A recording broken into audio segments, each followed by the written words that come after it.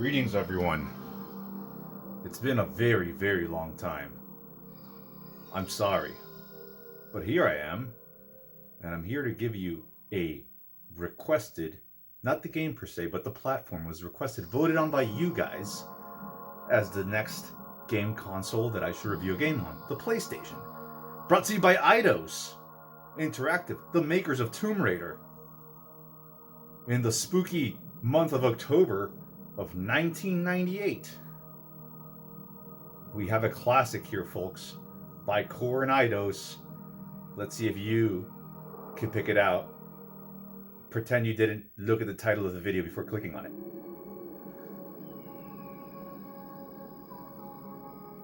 Many slaughtered mannequins lay about. 1998 doesn't get better than this. Oh yeah. I bring you Ninja Shadow of Darkness.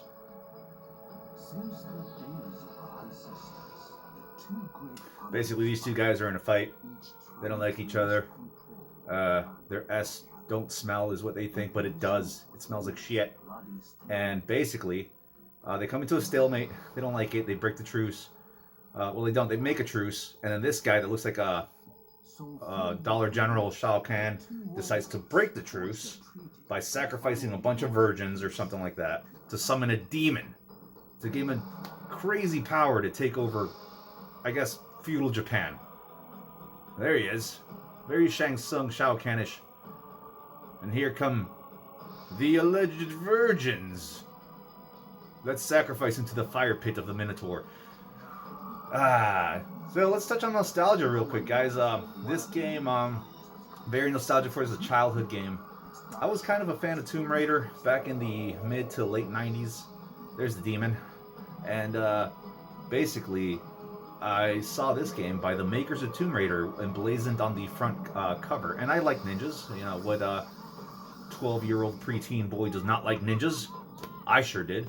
So I decided to go ahead and snag this up. I enjoyed Tomb Raider enough. I thought it would be something kind of similar, but with a ninja. So I was pretty wrong. I was not expecting what I got. But anyways, you take control of the main character. His name is Kurosawa. He sets out on this journey. And during this journey, he apparently gets super jacked. Because right now he's just like, you know, hanging out in his pajama pants and his t-shirt. And after venturing through the cold mountains and training for a while, he turns into this super jacked ninja. There he is. Who also has like stork legs. Or something weird going on with his knees there. And the purple jumpsuit. I always remember that. You know, ninjas should wear something else. Maybe not purple, maybe black, maybe blue. I don't know. I've never been a ninja, nor do I claim to be one, but I would wear something different if I was a ninja. Alright. Plenty of you are wondering what this game is about. That CGI cutscene did not blow me away even back in the day. It still looked really nice. As far as presentation, it's nice to enter the game with a cutscene like that. But let's take you into the in-game graphics now to see if your perceptions are different. Loading screens were nice. I remember like hand-drawn art. It was pretty neat. They're quick. And here we go. He's going to check the memory card and tell me I got nothing in there. That's fine. I don't care. All right. 1998. Here we go. Let's start the game. Or maybe there's an option to make this game easier because this game is really, really hard. This is a notoriously difficult game. Not well known, but let me show you just how difficult this can be. This is a 3D brawler with kind of rough polygonal graphics, even for the time. There is no analog support for this game. Good old D-pad will have to do, which makes things a little tricky. Here's our ninja, our boy Kurosawa. You can jump, punch, kick, it's all in the mind, and you can also throw out daggers. Unlimited daggers instead of shurikens. They're bunny creatures, treasure chests aplenty, smoke bombs. In addition, oh, bees! Bees! Okay. In addition to the basic martial arts that Kurosawa has at his disposal, he has smoke bombs and magic bombs. We'll see more of that. A A lot of treasure chests are booby trapped, so you have to keep your head on a swivel. There is a point system and a money counter, because with the point system, as far as I know, it's nothing but bragging rights, and the money in between every stage is a little shop where you can just buy power upgrades, weapons, or health. Let's get into some combat with these Kung Lao rejects. Alright, very standard stuff. You have a kick combo, a punch combo. Defeated enemies usually drop goodies. And there is a block button. Your L1 will block, but unfortunately it's only in the direction you're facing. So if someone attacks you from a different angle, you will take damage. Watch out for stage hazards. There are plenty, such as this fire. It's not just to look pretty, it will hurt you. But, oh, see? Our ninja gets knocked around quite easily, and he's a little frail. Kurosawa should have beefed himself up a little bit more before fighting these farmers or whatever they are. Usually after clearing an area of the bad guy closet, you will get a chest that materializes, and usually it'll have a key that opens the gate right next door. Not much exploring really to go on in the game. It's a little linear, but it has every now and then side diverging paths, which make it a fun little romp. Now, we're getting a little away and talking a lot about the game without really touching on the graphics and sound. For the time, this was not really mind-blowing, and it's rough to look at today for sure. But it's vibrant enough. I know this stage is very dark and doesn't really show you. The game is a little dark in general, but there's a good use of color. And the graphics, I think, as polygonal as they are, things look okay. It's nothing that you have to struggle to translate what exactly is what. You see the bad guys, you see the good guys. It's okay, easy to read.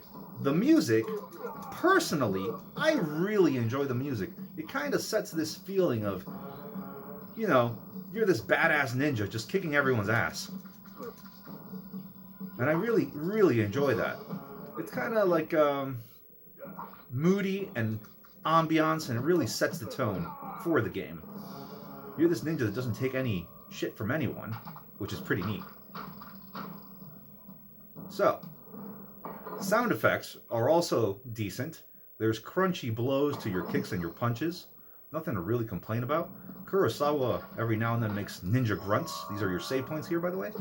And they're pretty neat. The bad guys grunt as well, and I was not expecting that combo.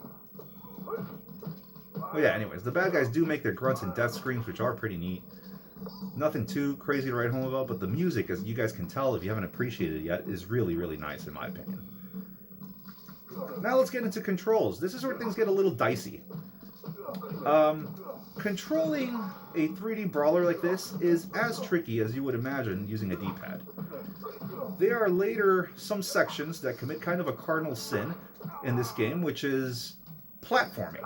And you will maybe see it if I don't die before that. The platforming is really rough. The combat is really rough as well sometimes. Lining up the bad guys to your blows, your knives, is kind of tricky. And much like a fat girl taking a selfie, it's all about angles. It really is about which way you position your ninjas. Sometimes retreating from a group of bad guys is as important. It's kind of like a setup for them of where you'll throw your daggers, which way you'll line up your kicks and punches. It kind of hinges on that.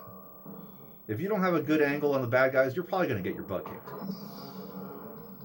Lots of traps in the game as well add to the challenge. Let's move on to that. The challenge. There's a little bit of trial and error to go in this game, as you saw right there. I know that log. I remember that log, and apparently I still don't dodge him very well. But as a child, platforming, you see? Platforming, I was just talking about it.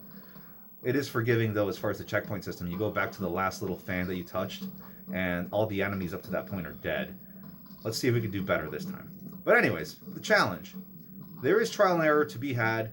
You kind of have to remember, these traps might catch you by surprise the first time, but afterwards, after you get pulverized by a flying log or a spike trap, or even bear traps that are barely visible on the ground, you will hopefully remember them. And the ninja, Kurosawa, really is kind kind of a equal opportunity ass kicker. Women and men get it as well. I don't know if children get it, but maybe they do.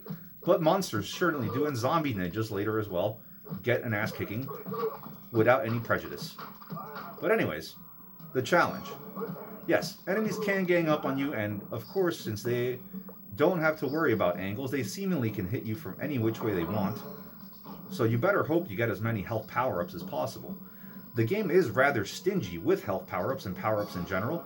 As you can see on my lower right there is there goes a trap. Spinning saw blade of death. Who knows the farmers were that ingenious to make that.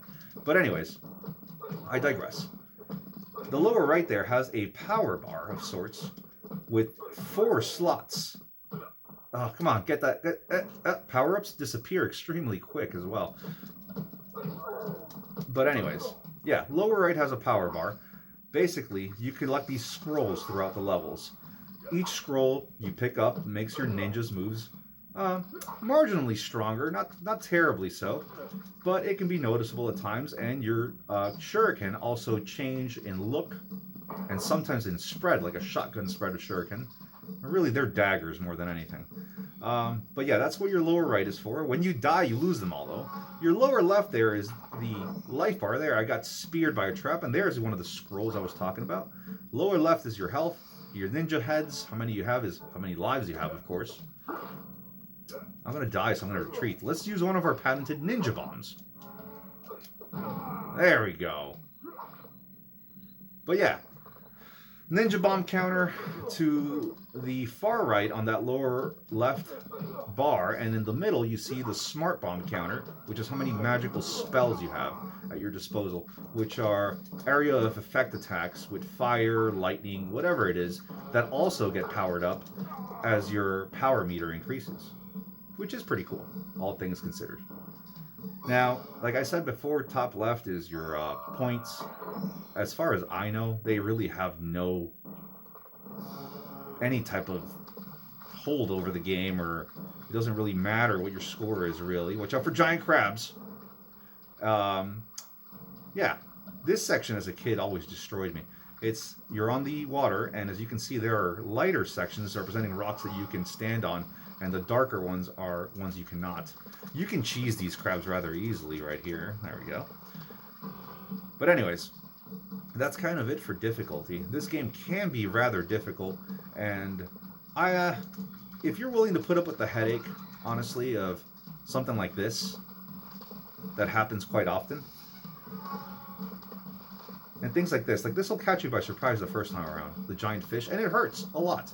And here comes some dodgy platforming. You step obviously in the darker ones, that's where the water's deep, you will die instantly. Now you have, I believe, each time you have 4 lives, including the 0, and 3 continues for a total of 12 tries at the game to beat it. And I believe, here we go. Now that's another thing you keep an eye out for, guys. There are shimmers in the environment, like little glitters. Shoot them with your shurikens and they'll reveal coins, health power-ups, or sometimes lives like you just saw. But you need all the lives you can get because this game is very, very difficult. Another thing that makes it very difficult is that you really have no control over the camera. It automatically adjusts. Remember, there are no analog controls here. You can't control this. Right now, this is the best angle I can get coming out of this waterfall to dodge these fish. Positioned right in front of me where I can't really see very far ahead. But other than that, to juggle the pros and cons of this game, I like it. Maybe I'm looking at it through rose-tinted glasses, but it was a fun little romp, and I remember I have lots of really fun memories playing this with a buddy of mine back in the day.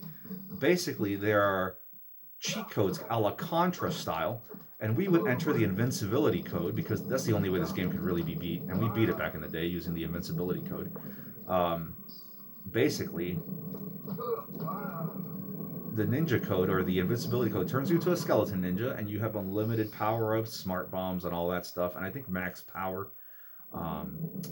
You can still die, though, by basically falling into traps, or pits, which will happen. The bosses are spectacular. They're fantastic creatures. I believe the first boss, which we probably won't get to today, because the videos, I'm kind of done with things to talk about, and it's just a very simple game. The first boss is like a dog minotaur thing that doesn't look very friendly, but they're rather easy to cheese. And the main strategy in this game, besides angles, remember, your fat girl with a selfie, the main tactic here is to save up all your smart bombs and your smoke bombs for the bosses. Because that way, you will cheese the bosses immediately and they will die without much trouble. But I give the game credit. It has all these like little environmental... There we go. There, take that. That's the magic spell right there. They were crowding me too much. But yeah, I give the game credit. It looks decent. It has lots of neat ideas as far as stage hazards. And it makes a decent use of the PlayStation hardware, in my opinion. I think you can do worse in this game. But would I go out of my way to seek it? Ignoring my nostalgia, I would say no, not necessarily. But if you like what you see, by all means, go ahead. Anyways, guys, that's kind of it for Ninja Shadow of Darkness. I know it's been a while.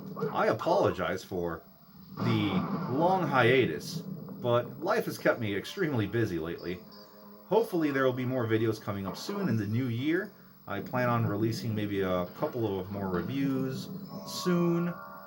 Maybe for different platforms, maybe trying out the Game Boy. I actually think, yeah, that sounds like fun. We'll do that. We'll try out the Game Boy, see if we can play it on the Super Game Boy, on the Super Nintendo. And then also we have some more pickups, as I always enjoy showing you guys what I find laying around. Thank you for bearing with me and kind of hanging in there. I really appreciate the viewership and taking your time to watch me babble, as always, about these old games that no one else really seems to care about. Anyways, guys, I hope you have a ninja-tastic day, and thank you for tuning in to Charasco Voltorb Game Reviews. Catch you next time.